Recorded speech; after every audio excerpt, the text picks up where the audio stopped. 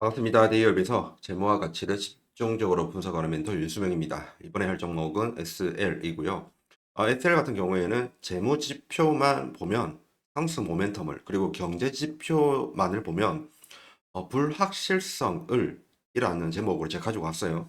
왜냐면 SL 같은 경우에는 SL 자체를 보려면 재무지표 당연히 봐야 되는 거고요. 그리고 SL의 외부적인 요소 역시 주가에 영향을 끼칠 수가 있습니다. 그렇기 때문에 경제지표를 봐야 되는 거고요.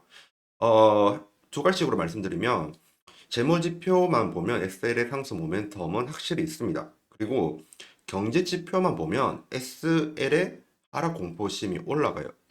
이 두 개가 합쳐지면 불확실성이 올라온다. 이렇게 말씀을 드리고 싶어요. 다시 적을게요. 불확실성. 이 불확실성 때문에 지금 SL의 주가가 조정을 받고 있다. 이렇게 보면 되거든요. 우선 SL의 이제 주가 흐름을 이제 재무지표랑 비교하면서 말씀을 드릴 겁니다.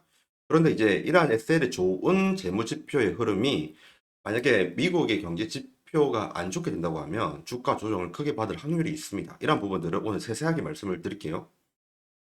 SL 같은 경우에는 지금 2020년도부터 정확하게 말을 하면 2017년도부터 매출액이 계속 상승했습니다. 역성장을 했던 것은 이제 코로나 당시 직후에 그때만 한번 역성장을 했고요. 그 뒤로는 꾸준하게 상승했습니다.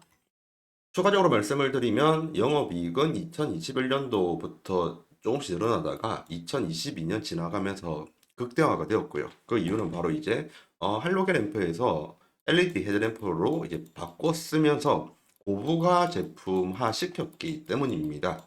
그 결과 이제 마진율도 커지고 현금 창출이 잘 되는 업체로 변경이 되었죠. 이러한 내용들이 반영이 되어 가지고 검정색이 주가인데 주가의 흐름이 우상향으로 매우 좋은 흐름이었어요. 지금 내부적으로 보면 엑셀 자체만 보면 매출액은 계속 상승하고 그리고 영업이익은 좋다. 그리고 그 외에도 추가적인 부분들이 있습니다. 영업이익이랑 재무현황 한번 안정성을 좀 볼 건데요. 영업이익은 방금 말씀드렸다시피 2022년부터 굉장히 좋아졌어요. 그 이유는 고부가 가치 제품을 팔아서이고요. 그리고 재무현황도 보면 전체적으로 자산 규모 자체가 커졌습니다. 자산 자체가 커지면서 부채도 늘어났지만 자본은 더 늘어났어요. 그래서 안정성이 있다. 이런 것을 말씀드리고 싶고요. 내부적으로 수익도 창출 잘하고 안정성이 있는 회사는 어, 어느 회사든 좋은 회사예요. 이 두 가지를 가지고 있는 회사면요. 근데 SL은 그 중에서 특출나게 좋다. 이렇게 말씀을 드립니다. 이제 주가랑 그리고 당기 순이익의 관계를 한번 비교를 해볼게요. 주당 순이익, 즉 EPS인데 그냥 단기 순이익이 증가를 했다 이렇게 생각을 하고 보시면 됩니다. 검정색 선이 주가고요, 빨간색 선이 단기 순이익 증가분입니다. 그러면 지금 정비례 관계인 거 아시겠죠? 예를 들면 지금 그 단기 순이익이 줄어드니까 주가가 조정을 받습니다. 그리고 단기 순이익이 이제 반등을 하니까 주가도 올랐어요. 그리고 단기 순이익이 줄어드니까 주가 흐름이 좀 복잡하죠. 어쨌든 하락하게 됐고요. 그 뒤로 단기 순이익이 지속적으로 급등을 하다 보니 주가 역시 따라서 우상향하게 되었다. 눈에 보이죠? 한마디로 SL의 주가는 단기 순이익의 좌우가 된다. 이게 정답이고요. 이것만 있는 게 아니라 다른 것도 있습니다.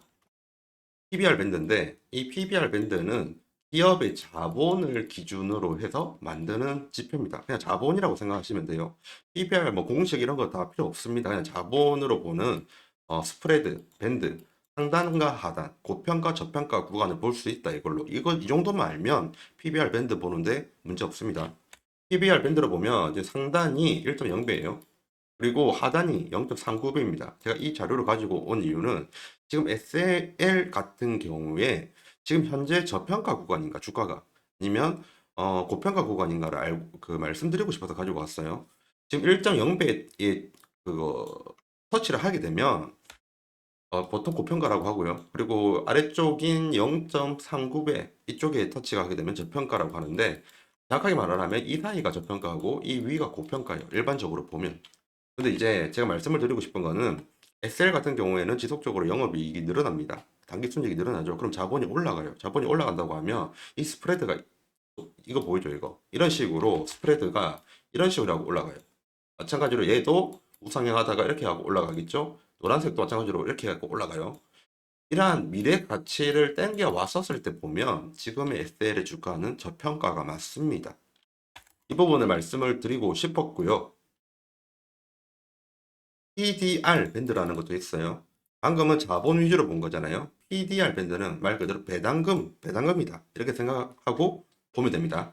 배당금 입장에서 보았었을 때 배당금을 올리니까 주가가 오른다. 여기도 올리니까 주가가 오른다. 이런 게 보이죠? 그러면 이제 SL이 배당 정책을 어떻게 하는지 한번 보도록 할게요. SL의 배당 정책 성향이나 배당 순위로 가지고 왔습니다. 잠시만 몇 년도인지 말씀드릴게요. 우선 하얀색 끝부분에 있는 게 2024년도 1분기, 2024년도 3월이고요. 한번 보면 지금은 안 나와 있네요. 우선 작년 말 기준으로 보았었을 때 SL 같은 경우에는 현금 배당 수익률을 2.52% 잡아줬습니다. 그리고 현금 배당 성량을 51.68%로 올렸고요. 이번 분기랑 이번 연도는 어떻게 될지 현재로는 몰라요. 하지만 이사의 결정이 있거나 아니면 내부 결정이 있는 상태에서 배당을 이제 올려준다고 가정을 하면 주가가 더 올라갈 확률이 있다. 이 말씀을 좀 드리고 싶어요. 우선은 그동안에 배당이 없다가 이제 배당을 실시하게 되었잖아요. 그 결과 이제 주가가 올라간 부분이 있습니다. 여기에요. 지금 스프레드를 보면 이렇게 가다가 올라가죠. 이게 바로 배당을 이제 실시를 했기 때문에 이 스프레드가 간 거거든요. 그러면 보십시오. 이쯤에서 배당을 올렸어요. 이쯤에서. 잘못했네요. 이쯤에서 배당을 올렸습니다. 그 뒤로 주가가 올라간 거예요. 마찬가지로 24년도 때 배당을 추가적으로 올린다고 하면 이 스프레드가 올라가기 때문에 SL의 주가도 올라갈 확률이 높습니다. 그래서 SL이 이제 추가 배당을 추가적으로 더 하는지 여부를 미래를 좀 보면 좋고요. 마지막에 내부적인 자료는 바로 현금 흐름 창출이 좋다는 겁니다. 지금 영업활동 현금 흐름이 빨간색 선이에요. 이 영업활동 현금 흐름이 지금 현재 2024년도 1분기만 본다고 하면 400억이 넘었습니다, 벌써. 그리고 FCF 수치가 굉장히 좋고요. 이 FCF 수치가 뭐냐면 저번에 제 방송을 보신 분들은 알겠지만 기업이 영업활동을 하고 나서 유입되는 현금의 유입액을 말을 합니다. 현금을 유입을 하고 쓸 거 다 써요. 뭐 전문 용어로 카펙스라고는 하긴 하는데 영업활동 현금 흐름에서 카펙스를 빼면 이 FCF가 나오는데 이 FCF가 좋은 게 그냥 FCF를 방금 전에 했던 말이 어려우면요. FCF는 그냥 기업이 쓸 거 다 쓰고 남는 돈이라고 생각하시면 됩니다. 저축해서 남는 돈. 이렇게 생각하면 편해요. 이 FCF가 중요한 게 외국인들이 정말 환장을 합니다. 외국인들을 엄청 좋아하거든요. 그래서 지금 FCF 주가가 떨어지고 있는데 외국인들은 잘 팔지를 않아요. 이런 부분이 중요하다. 현금 창출을 잘한다. 그리고 현금 흐름표 부분에서 영업활동 현금 흐름이 플러스이고 투자활동 현금 흐름이 마이너스인 회사가 일반적으로 성장하는 회사입니다. 이건 참조로 받아주시면 좋고요. 다음에 다른 기업 투자할 때 현금 흐름이 마이너스다면 앞으로 계속 성장하는 회사네 하고 생각하면 됩니다. 이거는 팁으로 그냥 드린 내용이었고 그러면 지금까지 봤었을 때 주가의 흐름이 영업이익과 당기순이익 그리고 자본과 배당과 함께 흘러간다는 것을 알 수가 있잖아요. 그 결과 이제 말씀을 드릴 수 있는 건 SL은 재무 지표만 보며 성장을 할 수밖에 없는 회사다. 이렇게 결론을 내릴 수밖에 없어요. 그런데 이제 중요한 거는 경제 지표 쪽입니다. 어제 같은 경우에 다우 지수, 나스닥 지수, S&P 500 지수 모두 다 떨어졌습니다. 왜 떨어졌냐면 오늘 같은 경우에 PPI 그리고 내일 같은 경우에는 CPI 발표가 있습니다. 이게 왜 중요하냐면요. 이번에 9월 달에 미국에서 FOMC가 열립니다. 미국에서 금리를 결정하는 회의 기구예요. 독립된. 여기에서 지금 가장 중요한 역할이 물가 2% 관리랑 그리고 고용 잘 할 수 있게끔 하는 게 이 두 가지가 제일 중요한 역할이에요. 근데 지금 CPI라는 것은 소비자 물가 지수예요. 소비자 물가 지수가 만약에 예상치보다 높다. 그리고 PPI 지수가 예상치보다 높다고 하면 물가가 안 잡혀서 FOMC 입장에서는 금리 인하를 해도 되는 것이냐라는 의문을 가지게 됩니다. 그런데 지금 중요한 거는 고용도 지금 안 되고 있거든요. 고용적인 측면도 지금 현재 불안한 상태예요. 현재 미국의 경제가 소비가 지금 둔화가 되고 있습니다. 미국이 소비가 둔화가 된다는 말은 전 세계적으로 경제가 악 영향을 미칠 수가 있어요. 그렇기 때문에 이번에 발표하는 CPI나 PPI 이 수치가 예상치대로 나와줘야 돼요.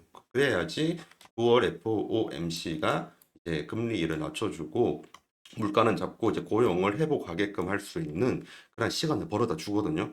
만약에 오늘 PPI랑 내일 CPI 지수가 좀 이상하게 나온다. 선생 대비로 너무 높게 나온다고 하면 좀 전체 증시가 위험합니다. 제가 이 말을 드리는 이유가 SL 같은 경우에는 굉장히 재무 지표로만 보면 너무 좋은 회사예요. 그 성장할 수밖에 없고 주가가 올라갈 수밖에 없는 기업입니다. 그런데 이런 식으로 경제 지표적인 문제가 발생을 하게 되면 미래성, 그러니까 기대감이 다 무너져서 증시는 하락을 할 수밖에 없어요. 그렇기 때문에 경제 지표를 잘 봐야 됩니다. 지금 이번에 CPI, PPI 오늘 내일 하는 이 발표만 중요한 게 아니라 8월 15일 날 신규 실업수당 청구 건수라는 게 있거든요. 이 신규 실업수당 청구 건수도 컨센 대비로 낮게 나와야지 증시의 그 호황이에요. 그게 아니면 만약에 신규 실업수당 청구 건수 역시 흐름이 좋지 못한다고 하면 여기 8월 15일 보이죠? 8월 15일. 이때 예측치가 23만 5천인데 만약에 33만, 34만 이렇게 나온다고 하면 증시 폭락될 위험이 있습니다. 왜냐하면 지금 현재 미국의 소비 경제 지표가 굉장히 안 좋거든요. 아니, 굉장히 안 좋다는 건 아니고 경제 둔화에 빠진 것을 의심할 정도가 됩니다. 그렇기 때문에 지금 15일도 조심해야 되고 오늘 PPI도 조심해야 되고요. PPI는 생산자 물가 지수인데 PPI 같은 경우에는 오늘 발표를 합니다. 오늘 8월 13일이고요. 예측은 0.2%인데 0.2% 나와 주거나 아니면 0.1% 나와주면 고마운 거고요. 이 부분에 만약에 문제가 생긴다고 하면 또 증시 쪽 부분에서 조정이 크게 올 수가 있습니다. 그렇기 때문에 주의할 필요가 있다. 이런 부분을 말씀을 드리고 싶었어요. 결론을 내려보면 SL은 재무지표로 보면 정말 좋은 기업입니다. 외국인들도 사랑할 수밖에 없는 기업이고요. 그런데 경제 지표가 만약에 안 좋다고 하면 아무리 재무 지표가 좋더라도 주가는 크게 조정을 받을 확률이 높습니다. 그 반대로 경제 지표가 좋다고 하면 SL은 이제 미래 기대감이 생기게 되는 거죠. 이런 부분을 참조하시면서 투자를 하셨으면 좋겠습니다. 지금까지 대기업에서 재무와 가치를 집중적으로 분석하는 멘토 윤수명입니다. 감사합니다.